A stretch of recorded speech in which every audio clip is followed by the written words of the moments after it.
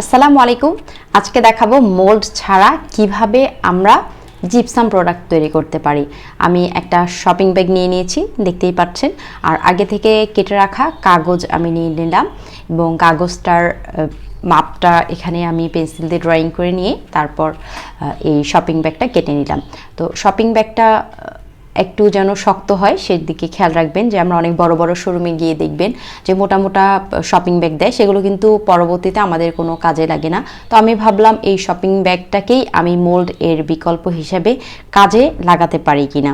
তো সে থেকেই আমার মাথায় এই চিন্তাটা আসলো এবং চেষ্টা করে প্রথমবার যখন সফল হয়েছি তো ভাবলাম দ্বিতীয়বার আপনাদের সাথে বিষয়টা শেয়ার করি। আপনারা খুব ভালোভাবে খেয়াল করলে দেখবেন আমরা মুড়ি বা পানের ঠোঙা যেভাবে বানাই সেভাবে আমি গোল করে নিয়েছি এবং এক সাইডটা ভাঁজ করার পরে অপর সাইডটা আমি ভাঁজ করে নিলাম। তাহলে দেখেন সামনটা সুন্দর রাউন্ড হয়ে আসলো। শক্ত কাগজ হওয়ার কারণে কিন্তু এই জিনিসটা হয়ে গেছে। তো বড় অংশটা যেভাবে করেছি ছোট অংশটাও ঠিক সেভাবেই করব। আমরা যেভাবে পান মুড়াই সেভাবে দেখেন এক সাইডে ভাঁজ করে দিলে কিন্তু তখন আমি মাঝখানটা স্টাপলারের পিন লাগিয়ে দিব। বড়টার মতো করেই ছোটটা আমি কমপ্লিট করে নিব এবং আমি ঢুকিয়ে দেখছি এটা বারবার, কারণ বড়টার ভিতরে আমরা ছোটটা ঢুকিয়ে দিব এবং চারপাশ দিয়ে যে গোল ফাঁকা একটা অংশ দেখা যাচ্ছে সেই অংশটাই কিন্তু আমরা জিপসাম দিয়ে ফিল করে দিব, তাহলে সেই অংশটাই গোল হয়ে থাকবে। আমি যদি একটা কোণের মধ্যে ধরেন আইসক্রিম, যেমন আইসক্রিমের মাঝখানের অংশটা ফাঁপা গোল থাকে এরকমই করব। এজন্য বড় অংশটায় কিছু জিপসাম ঢেলে তারপর এই ছোটটা দিব। তারপরে যে চারপাশে যে ফাঁকা অংশটা দেখতে পাচ্ছেন চিকন, এই অংশটার মধ্যেই আমাদের জিপসাম ঢালতে হবে। এজন্য আমি বারবার দেখছিলাম যে আসলে কতটা থিকনেস নিব। তো আমি এখানে 1 কাপ পানি নিয়ে নিলাম এবং এটার মধ্যে 1.5 কাপ বা তার একটু কম পরিমাণে জিপসাম নিয়ে নিলাম। প্রথমে 1 কাপ পানিতে 1 কাপ জিপসাম দিয়েছিলাম ভর্তি করে, এরপর আরেকটু বেশি লাগবে মনে হলো এজন্য আমি আরেকটু পাউডার দিয়ে নিয়েছি এবং এটাকে ভালোভাবে মিক্স করে নিচ্ছি যেন কোনো ভিতরে ছোট ছোট দলা না থাকে বা কোনো বাবল না থাকে। এজন্য এটাকে আলতো হাতে আমি সুন্দর করে ভালোভাবে একদম মিক্স করে নিচ্ছি। ভালোভাবে মিক্স হয়ে যাওয়ার পরে আমি একটা পট নিলাম, কারণ এটাকে তো কোন আকৃতির তো দাঁড়াবে না, এটাকে দাঁড়া করাতে হবে।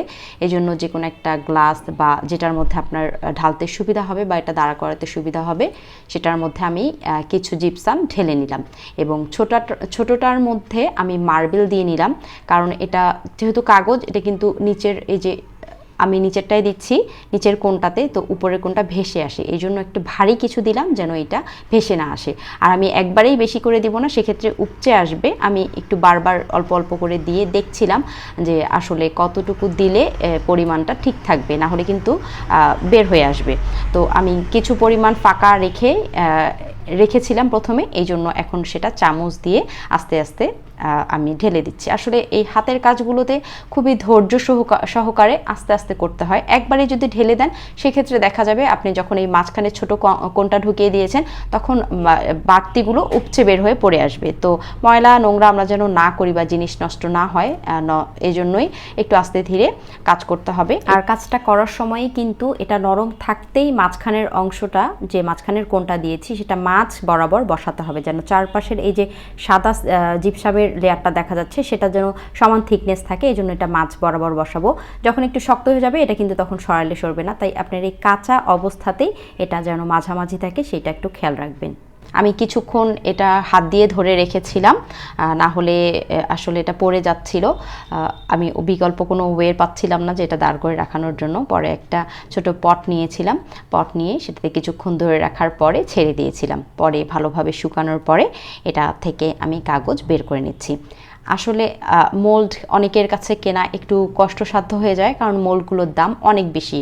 আর এই যে শেপটা আমি করেছি সেই শেপের আমি কখনো মোল্ড এই টাইপের দেখিনি। তো আমার মাথায় চিন্তা আসলো যে এই ধরনের তো করা যায় মোল্ড ছাড়া, তো আমি এই জন্য করে দেখেছি। তো আমার কাছে ভালোই লেগেছিল।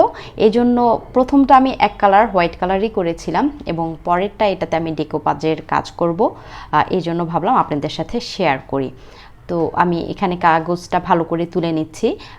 ভালো করে কাগজটা তুলে নেওয়ার পরে একটা সিরিজ কাগজ দিয়ে এভাবে সুন্দর করে আমি ঘষে নিব। তো মাঝখানে দেখেন একটু গর্তর মতো হয়েছে। আমি যখন কাঁচা অবস্থায় ছিল তখন আমি বেশি নাড়াচাড়া করে ফেলেছিলাম, ধরেছিলাম, টিপেছিলাম, বা যে প্রথমে একটা পটে রেখেছিলাম পরে যে বুয়মটাতে রেখেছিলাম সেটার ট্যাপ খেয়ে কিন্তু এরকম হয়ে গেছে।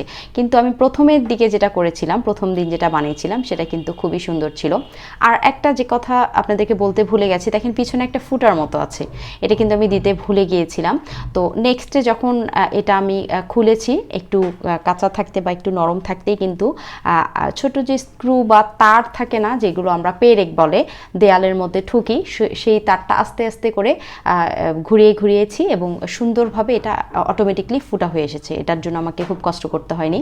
এই যে আমার প্রথম করাটা দেখেন কত সুন্দর প্লেন হয়েছিল, আর দ্বিতীয়বার যেটা করলাম বরং সেটাই কেমন যেন হয়ে গেছে, মাঝখানে গর্তর মতো হয়ে গেছে।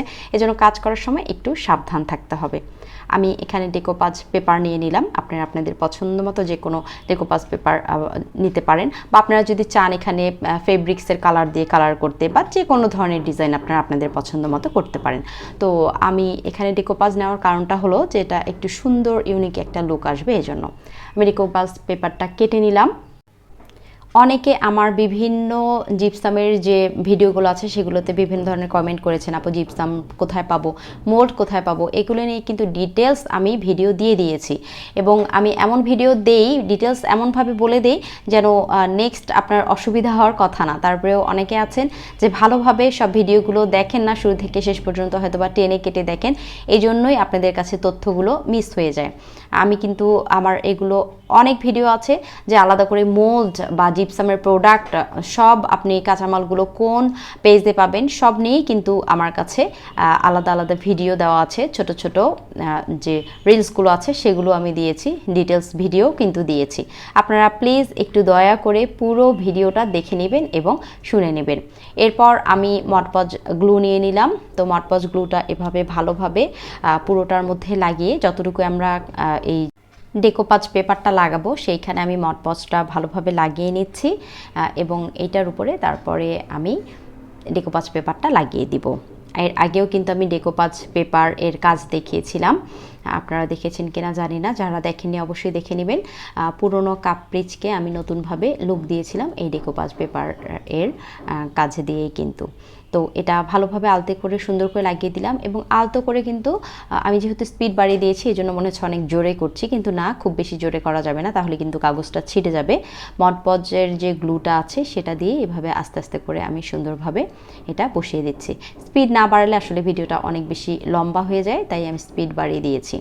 আর চারপাশে যে সাদা অংশগুলো দেখছেন, কাগজগুলো দেখছেন, এটা আপনারা চাইলে কেটে নিতে পারেন, কিন্তু যেহেতু নিচের ব্যাকগ্রাউন্ডটা সাদা এজন্য কিন্তু আমি কাটিনি, রেখে দিয়েছি।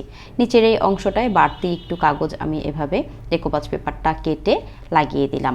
আপনারা চাইলে আপনাদের পছন্দ মতো কালার ডিজাইন করে নিতে পারেন। আপনি যদি এখানে চান যে আপনি এখানে হোয়াইট কালার করবেন না, আপনি যে কোনো কালার এখানে পেডিটিন্টের যে কালার আছে জিপসামের সেটা গুলিয়েও কিন্তু এটা দিতে পারেন, তাহলে যে কোনো এক কালারের হয়ে যাবে। যদি আপনি গোলাপি কালার করেন বা হলুদ কালারটা মিক্স করে দেন জিপসামের মধ্যে, যেভাবে আমি অন্য ভিডিওগুলো দেখিয়েছিলাম যে মোল্ডের মধ্যে ঢালার আগে কালার মিক্স করা, তো এটাতে দেখাইনি। আপনারা যারা যারা বুঝতে পারছেন না, আমার যে গত ভিডিওগুলো দিয়েছিলাম সেগুলোতে অবশ্যই দেখে নেবেন। পিছনের অংশটা যেহেতু দেয়ালের সাথে লাগানো থাকবে, দেখা যাবে না, এই জন্য পিছনের অংশে আমি ডেকোপাজ পেপার লাগালাম না বা অন্য কোনো ডিজাইন করলাম না। আপনারা চাইলে সেটা করে নিতে পারেন। আসলে আমার ভিডিও দেওয়া অনেক কমে গেছে ব্যস্ততার কারণে, কারণ আমার 3 ছেলেকে সামলাতে হয়, সংসার সামলাতে হয়, সব কিছু সামলিয়ে আমাকে ভিডিও বানাতে হয়, প্লাস এডিটিং করতে হয়, ভয়েস ওভার দিতে হয়, এই জন্যই আসলে সমস্যা। এই জন্য আমার ভিডিও দেওয়া কমে গেছে। তা আমি চেষ্টা করব তারপরেও যেন আমি রেগুলার আপনাদের জন্য ভিডিও নিয়ে আসতে পারি। তো পুরোটা এভাবে কমপ্লিট করে ফেললাম। তো হোয়াইট কালারটা যেটা আছে সেটা গোল্ডেন কালার বর্ডার দিয়েছিলাম, যেহেতু ওটা এক কালার হোয়াইট কালার ছিল। আর এটাতে আমি এখন বার্নিশ ইউজ করছি। আপনারা খুব ভালোভাবে দেখে নেন, এটা কিন্তু মন্ট মার্ট এর বার্নিশ। আমি এখানে সিলার ব্যবহার করলাম না, এখানে সিলার ব্যবহার না করলেও চলবে, যেহেতু এটা ওয়ালে হ্যাং করা থাকবে। সিলারটা দিলেও অনেক বেশি চকচকে গ্লেজি একটা লুক আসতো। তারপর আমি এখানে বার্নিশ দিয়ে দিচ্ছি, সিলার ব্যবহার না করলেও হবে।